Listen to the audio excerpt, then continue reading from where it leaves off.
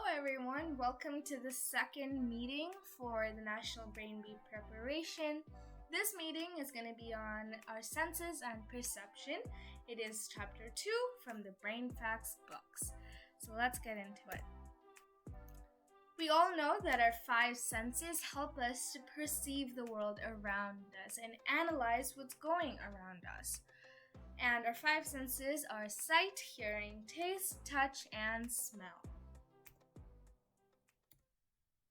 Starting with vision's eye anatomy. So the eye has many different parts, and you can see those on this image. So if you're doing the eye practical challenge, you can look through this image if you would like some extra help. The National Brain Bee especially focuses on one part of the eye, and that is the retina.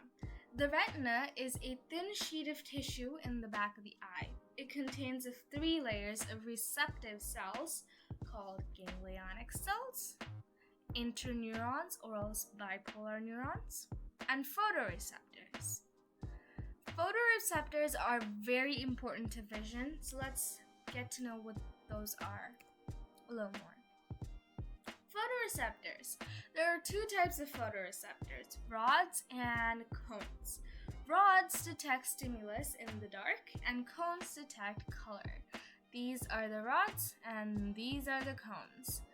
There are more rods than cones in your eyes, and about 95% of all of your photoreceptors are rods, and 5% are cones.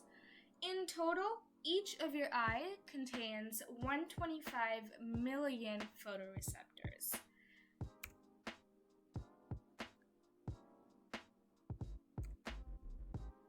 Now, what happens inside the visual pathway when you see a movie? This image sums it up. So right here you can see how your eyeballs gather information from the spectrum of what you're viewing. So your right eyeball right here gathers information from the far left, temporal retina, and it also gathers information from the far right, which is the nasal retina. The left eyeball gathers information from the far left, again, goes to the nasal retina, and the temporal retina gathers information from the far right. These informations are passed along the optic nerve, and the optic nerves of both the eyeballs converge at the optic chiasm. And from there, you can see that the left eyeball's information goes to the right side of the brain, and the right eyeball's information goes to the left side of the brain, and particularly the primary visual cortex. The primary visual cortex is important for you to analyze what the object is, its shape, size, color, and what its purpose is.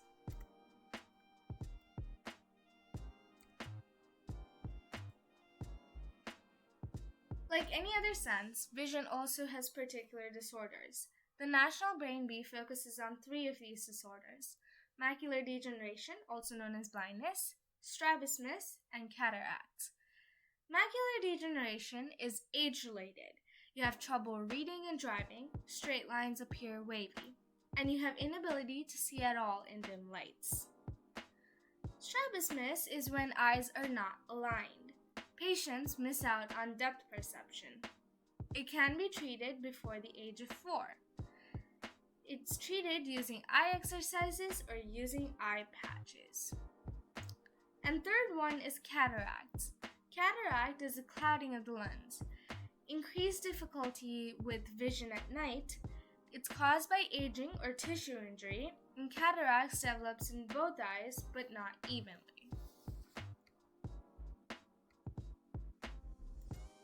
Our next sense is hearing. The process for hearing is very delicate, and here's how it goes. Sound waves are tunneled into your ear through your external auditory canal.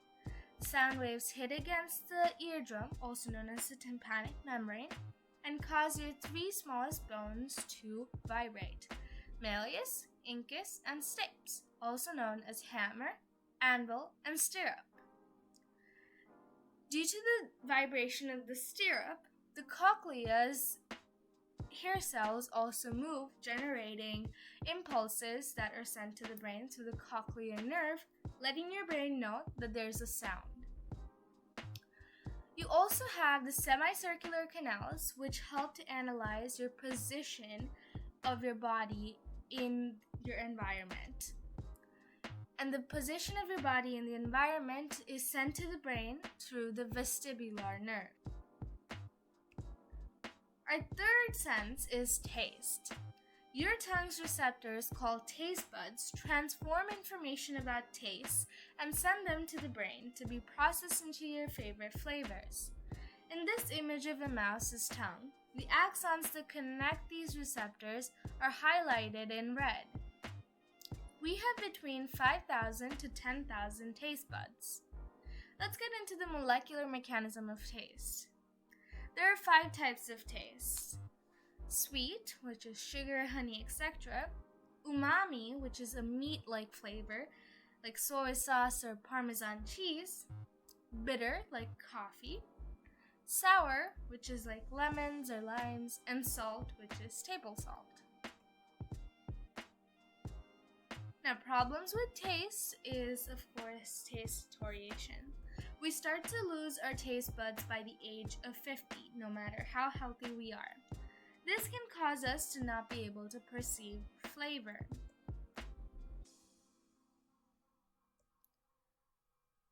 Our fourth sense is smell, and this is probably one of my favorite pictures from the Brain Facts book. The olfactory bulb is a structure in the forebrain responsible for the processing of smell information. This series of images show the olfactory bulbs from zebrafish at 3 stages of development. Here is when it was a baby, and here's when it was an adult. Your olfactory bulb is very important because it helps you to perceive flavor along with your taste.